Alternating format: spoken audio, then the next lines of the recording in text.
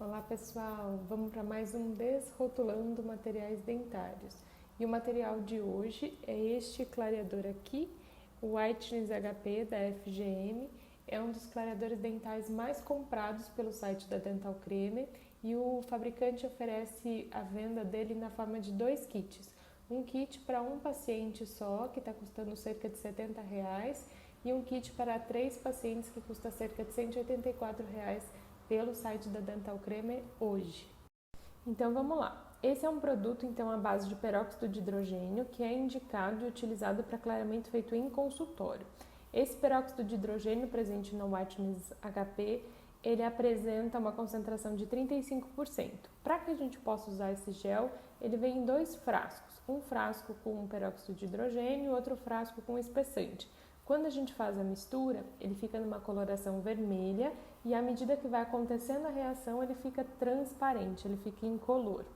E aí, gente, uma coisa interessante para a gente falar sobre os géis clareadores de forma geral é que um dos desafios dos fabricantes é que a gente tenha um pH alcalino desse produto no momento da sua aplicação.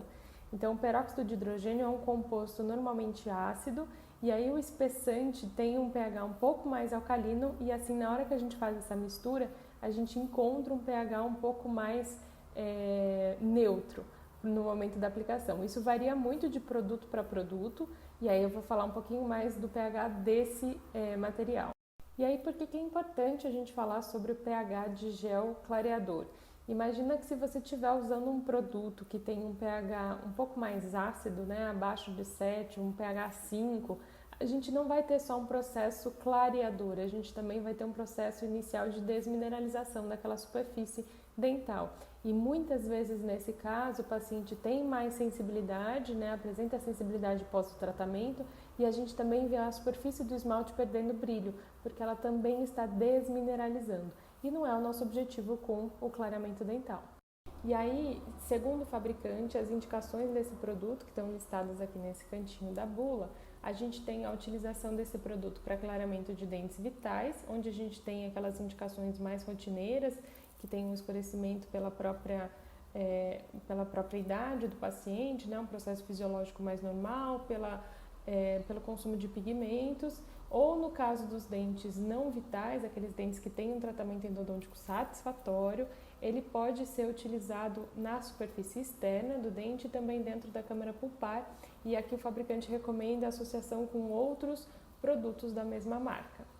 E aí, gente, aqui na página seguinte a gente tem nesse cantinho aqui as contraindicações do produto. E elas são muito claras. O produto não necessita de luz para que a gente possa fazer o clareamento dental. Não deve ser feito condicionamento ácido da superfície dentária antes de fazer a aplicação do gel. Esse produto não deve ser utilizado em pacientes menores de 15 anos. Não deve ser utilizado em pacientes gestantes. Não deve ser utilizado em pacientes que apresentam amelogênese imperfeita ou dentinogênese imperfeita. E ainda não deve ser utilizado em pacientes que tenham feito alguma cirurgia periodontal recente ou que estejam com problemas em relação à sua saúde periodontal. E de forma alguma o paciente também deve ser anestesiado para fazer clareamento dental.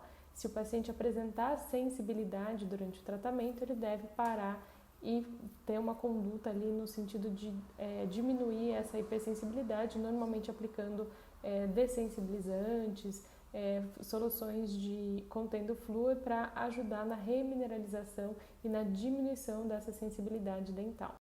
E aí vamos lá, em relação ao uso, né, como deve ser utilizado. O que o fabricante recomenda aqui na bula é que seja feito o processo de dessensibilização prévia à aplicação do gel clareador. Então ele indica a aplicação de um gel dessensibilizante por 10 minutos e em seguida feita profilaxia, tomada de cor e manipulação do material.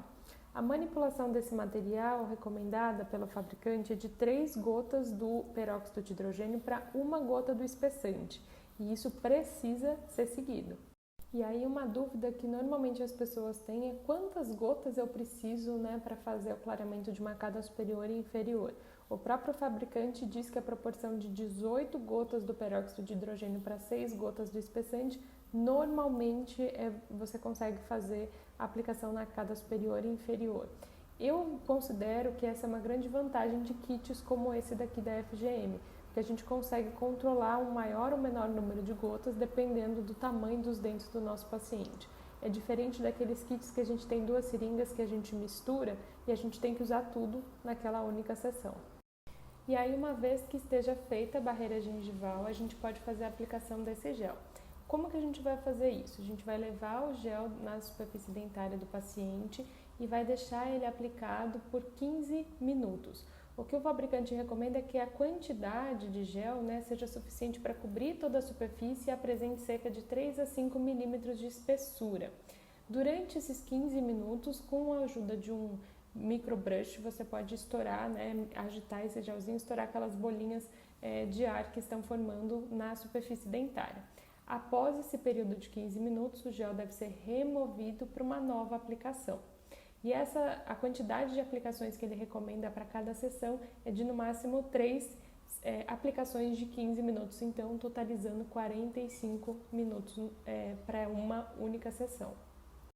Uma dica aí que pode ajudar vocês na hora da remoção do gel entre uma aplicação e outra é utilizar ou um sugador cirúrgico descartável ou aquelas cânulas endodônticas, aqueles sugadores utilizados em procedimentos endodônticos. Isso ajuda a sugar o gel de uma forma mais efetiva do que o sugador convencional. Depois que a gente remove então o gel da última aplicação, a gente vai lavar a superfície dentária somente com água e seguir com o procedimento de polimento dessa superfície que passou pelo processo de clareamento. Bem, e aí finalizada a sua sessão de clareamento, o que o fabricante diz é que você pode repetir essa sessão de clareamento mais 2 vezes, totalizando 3 sessões. O intervalo entre essas sessões, segundo o fabricante, é de 7 dias.